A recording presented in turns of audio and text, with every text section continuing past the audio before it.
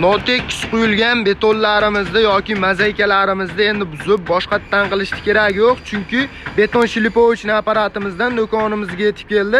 Apparatimiz yordamida yorilgan betonlarimizni yoki notekis quyilgan betonlarimizni mozaykalarimizning ustini bemalol shlipovka qilib foydalansalaring bo'laveradi. Bugungi video obzorimizda shu apparatimiz haqida to'liq ma'lumot berib o'tib ketamiz.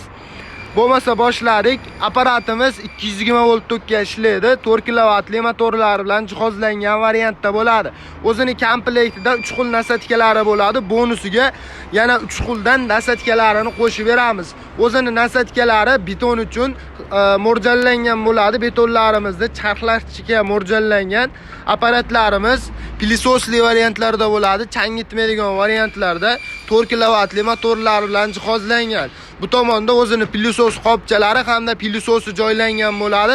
Apparatimizda ko'rishlari mumkin. Komplektdan o'zini garantiya talonlari, 2 xil ключlari, yana bonusiga najdak qog'ozlari, nasatkalari o'ziga qotiradigan nasatkalarini ham qo'shib beramiz.